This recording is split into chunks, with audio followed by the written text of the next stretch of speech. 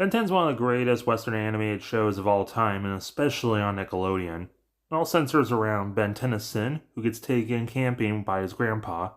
He's not excited about it, which is a shame because Grandpa Max is awesome. He's like really silly, yet really wise, like Yoda, but even more so. Max meets up with his friend West, and he has his own grandkids named Kai and Rook has a rare hair disorder. But Ben doesn't care as he goes for a walk, but suddenly something that's been falling for hundreds of years collides with Earth. And it's a thing that opens up and spits out a weird gelatinous watch that sticks to Ben. He messes with it for a bit, and it turns out it can turn him into different aliens.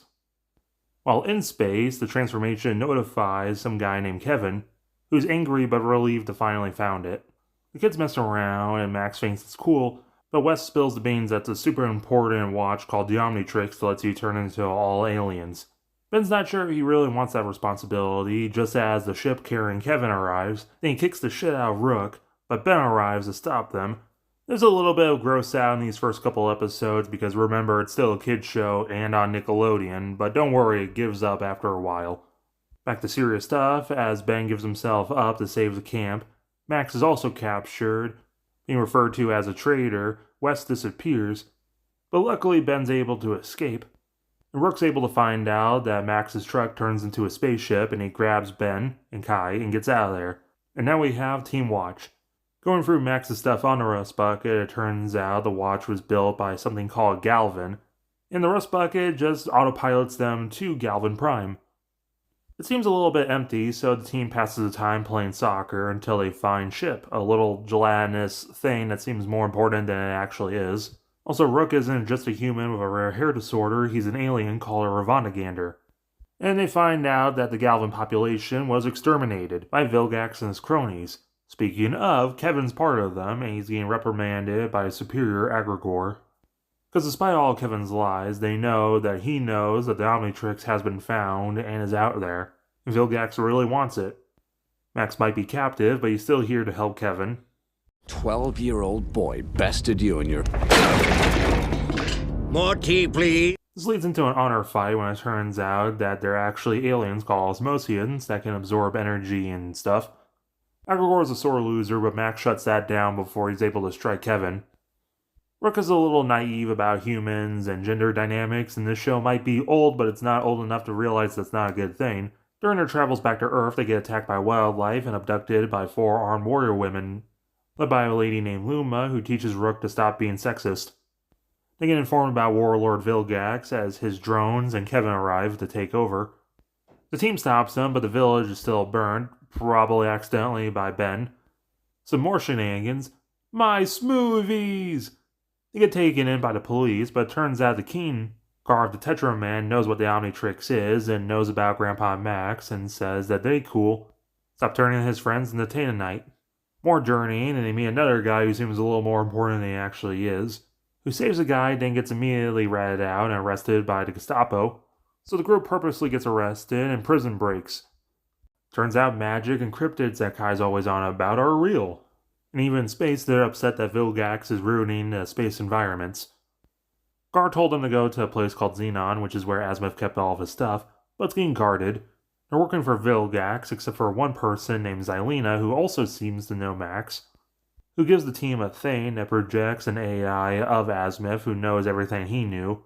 And it turns out Vilgax wants to use the device to conquer the universe. The device gets damaged on their way escaping, and Ben's not taking it easy that a giant galactic monster wants to take over his arm. The group deals with pirates in the bad episode before finally returning to Earth, being half-human, half-alien hybrids led by a dude named Pierce who's hot but also radicalized terrorist. And he knows what's going on with Vilgax and hates that him and his friends are half-aliens. But before he can blow up a town, the villagers are escaped by Rook. But now they finally need gas money and Rook takes a job sailing. And it turns out Ben has a lot of self-insurance issues due to his parents not trusting him with anything, leading to him not having anything important. Now he has the most important thing in the universe strapped to his wrist, and he's super overwhelmed by it. Well, Kevin ran away as a kid and was abducted by aliens, who are just kind of there and told him the only thing in the entire universe that matters is getting the Omnitrix. And when he spoke out and didn't want to fight Vilgax, he was banished and now seen as a coward. Well, hey, Charmcaster. Also, there is a storm that everyone's caught in. I'm going to find them. I'm going with you. I'm staying here. And Kevin saves a crewman despite saying that he doesn't care about the crewman earlier because he's actually a good person, which cost him a moment to grab Ben. Rook gets sick from the storm, and Ben gets captured trying to find medicine that works on him, by Agrigor. But then some mysterious guy frees Ben. They slowly escape, and the Pyro Knight turns out to be Kevin, who used some of Ben's DNA from all the times they fought against each other. And that damn pride means he can't let Agrigor capture Ben, and he can't just let himself be friends with Ben. Then we take a bit of a break, and there's something about fortune teller, Ben becoming a teen mom. Bumping into one of Wes's old fishing friends, that's Kai and Rook's grandpa, his friends. A bounty hunter that's a pretty lady that even Max wants to crack, which leads into a giant robot fight. No one can surprise Vilgax, but it's surprising that they're slowly infiltrating Earth. Ben meets Tetrax, who previously worked for Vilgax and knows about Max. He's reluctant to help him, but it turns out he knows about Azimuth, so he decides to help him with the watch. The group gets attacked by Agrigor and he's going crazy, so Tetrax dips out. Then they find Cooper, who knows about Max, and it turns out he's really good with tech, but he also turns out to be helping Vilgax create stuff to save himself, and Ben hates that, but they still help him defend himself. The Rust Bucket takes them to La Soledad, where they meet Phil, who's an old friend of Max, and he knows about all this alien stuff, but he's also a super old tarantula person who thinks women shouldn't vote, and Kai hates that. So they smack each other around a little bit until he finds out about the connection to Max. He tells them this place is important because they have a door to anywhere, as in a magical door that lets them into Ledger Domain.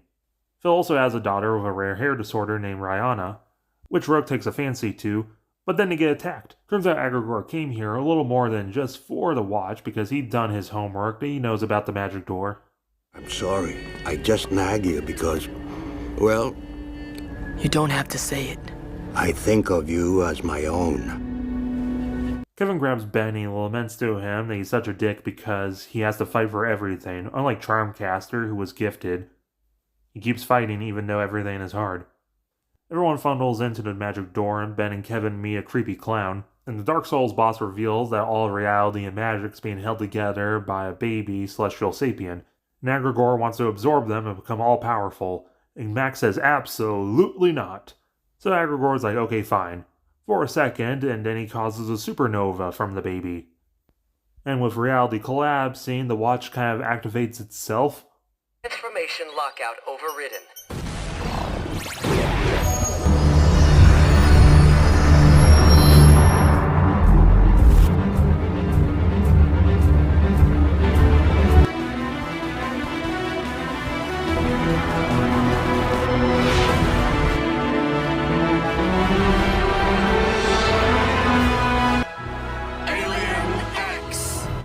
The new form just immediately wrecks Vilgax's fleet, and Kevin and Agrigor have a rematch, all until Agrigor gets crushed by the Celestial Sapien rampaging. And Rihanna knows a way to stop this, which Phil doesn't want, by creating an Alpha Rune to act as the same thing as the Celestial Sapien. So Rihanna sacrifices herself to keep reality stable. And the day is saved. I'm tired. Then you should rest. A man needs his rest. Meanwhile, with Vilgax, the Omnitrix is in the hands of a mere child?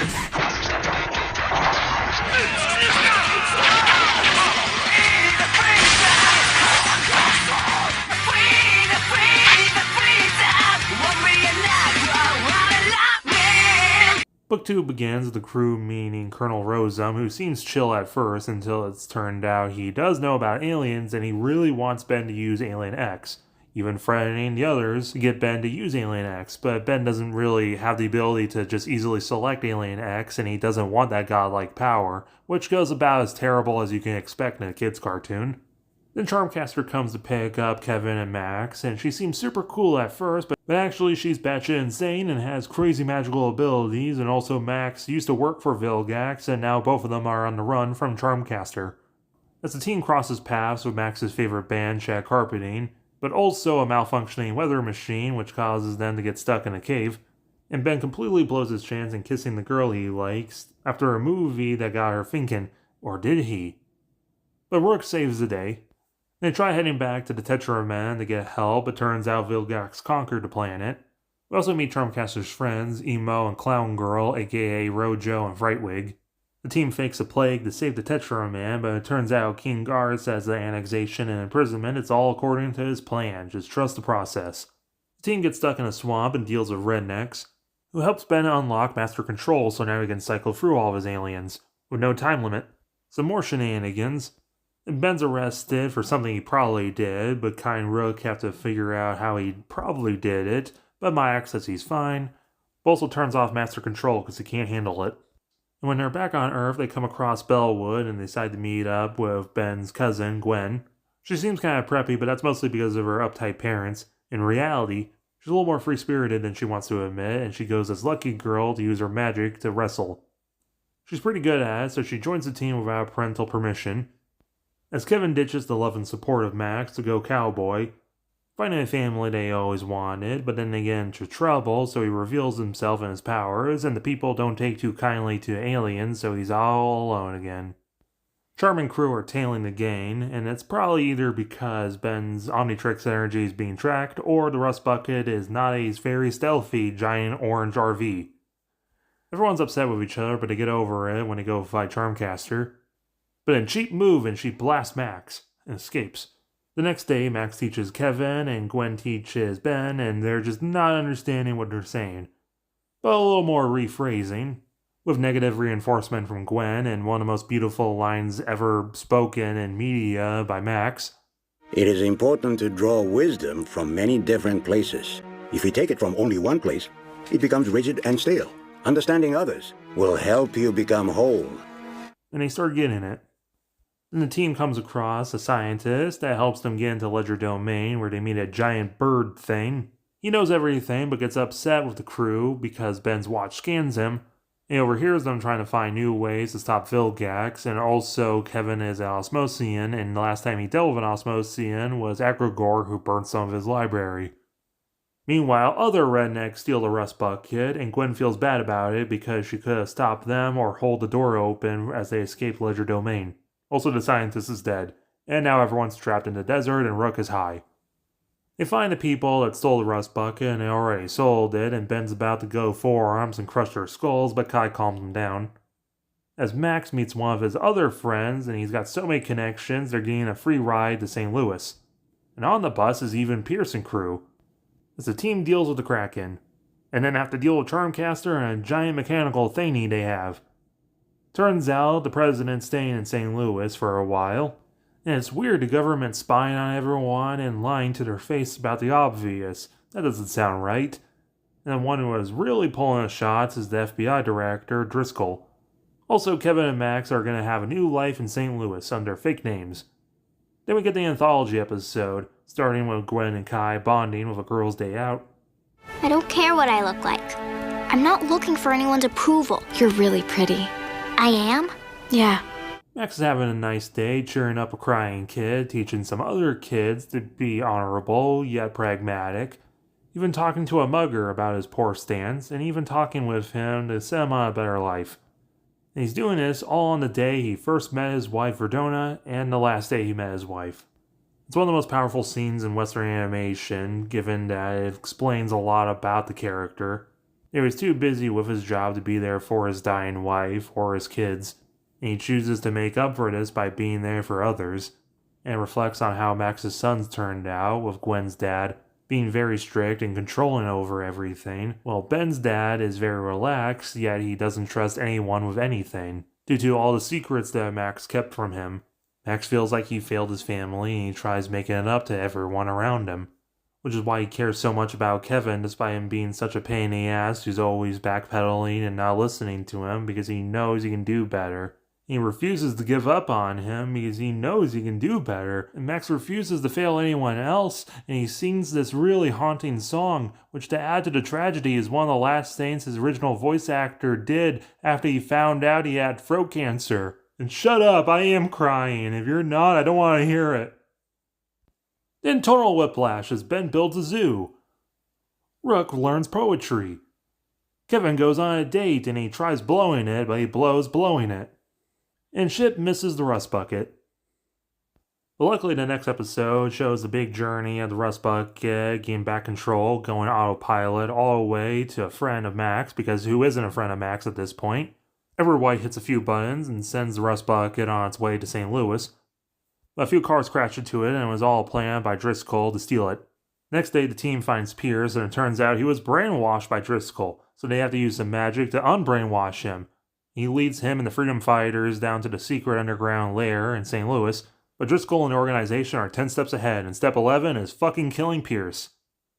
But luckily at the same time, Kevin found the rust bucket, and Max yelled at him, "What do you want?" He decided to be a nice guy for once and let the ship go, and it ran over Driscoll, which turns out to be important. As the team storms the building the president's staying in to tell him what's going on, if not killing, then definitely super injuring a lot of the guards on the way. President not George W. Bush in glasses is unconvinced. After a look around town, he immediately trusts the children and has Driscoll arrested. Rosamund apologizes for that freak out earlier in the season and gives them all a side quest. Bad timing as they leave because Charmcaster and friends are saying they're here to help the president. Ben meets up with Principal White and he teaches him a 7-step plan to relax. 1 through 6 are pretty good, but 7 involves forgetting about Kai, and he's like, no! He's about ready to say yes and perfectly unlock Alien X, but he has a vision of Kai in trouble, so he leaves. Gwen's dad hired people to kidnap her and bring her home, but she escapes. Everyone meets back up for the finale to go save Kai, as the government's getting cooed by Charmcaster. Kevin and Kai have a bit of a moment you can almost see as romantic, but Ben stops that.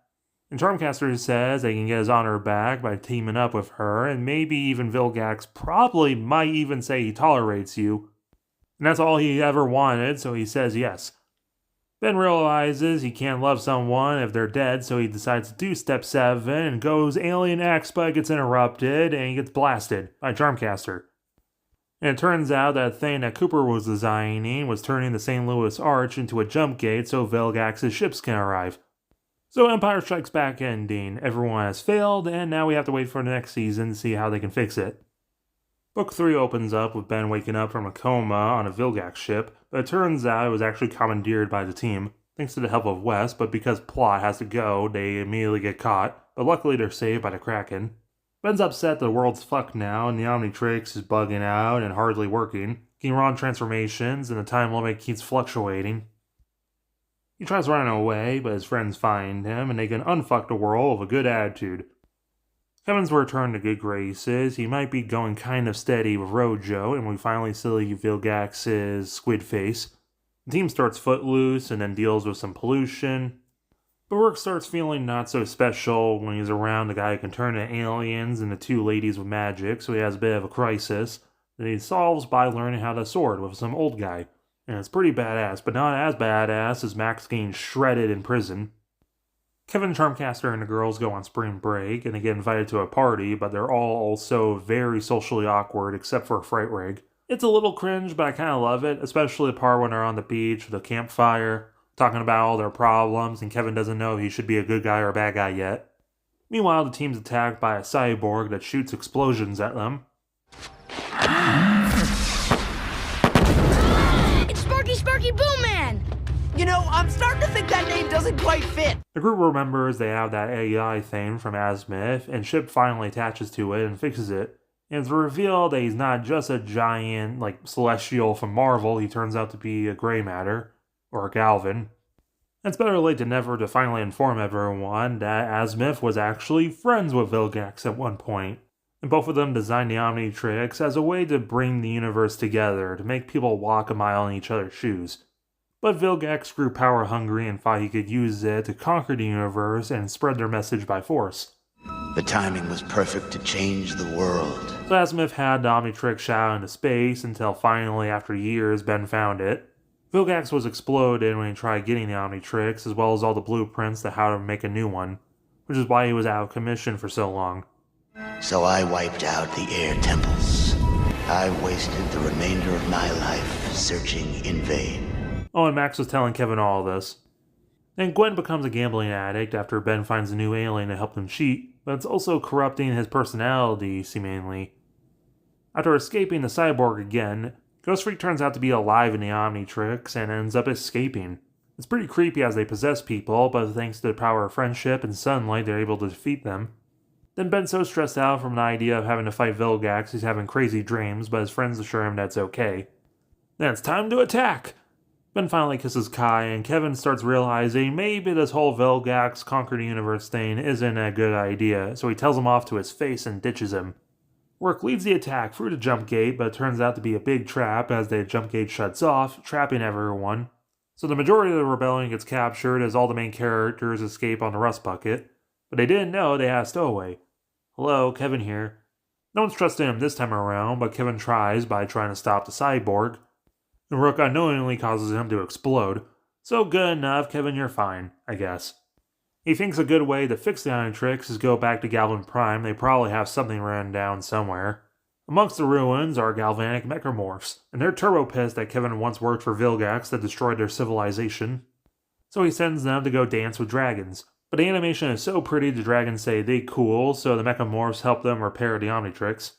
Rourke feels like he got his grandpa West captured, so he tries sneaking off to go jailbreak. But Kevin finds them and he's going to Corsican with them. Turns out West isn't there, but Luma is. Remember her? So the plan gets delayed, but one of their guys does it anyway and gets caught. Then West does get prisoner transport, so their new plan is to kidnap the warden because no one's going to attack him, except Charmcaster and the girls arrive. And Charmcaster doesn't care about anyone, not even her own team. They shouldn't have said that part out loud, so Rojo and Frightwig turn on her. Still kind of mad at them though. Then they go to a play that's a recap of the whole series, which is what I'm doing anyway. Gwen is a monkey in the play. Ben doesn't like the idea that he has to kill Vilgax, so he goes for a walk and ends up on a mysterious island. The group go to look for him and come across all the old people throughout the series, except for Principal White for some reason, that all turn out to be part of an organization known as the Plumbers. Kevin cries that he fucked up, but Max just hugs him because he loves him anyway. Ben talks to the voices in Alien X's head, and the vibe is he still has to kill Vilgax, who just crowned himself the Emperor of the Galaxy, and he plans to destroy the Earth. Charmcaster's going even crazier that she pushed all of her friends away, and now she has nothing. Then she has an insanely well-animated fight between her and Kevin, and Kai, and he nearly gets killed, as the rest of the team takes out the warships going through the Stargate. And Ben tries fighting Vilgax, but he couldn't pay to get a hit on him. But luckily he hits the Omnitrix against the rock in just the right way to unlock Master Control again, and he takes Vilgax's ass and hands it right back to him. He still refuses to kill Vilgax, but the big squid says reverse card. So Ben finally goes Alien X and turns Vilgax into a collectible plush. And the universe is saved, as Kevin and Rojo are kind of going steady, Kai and Ben are definitely going steady, the end. Make sure to hit the like button and subscribe if you're new. Hit hype on mobile.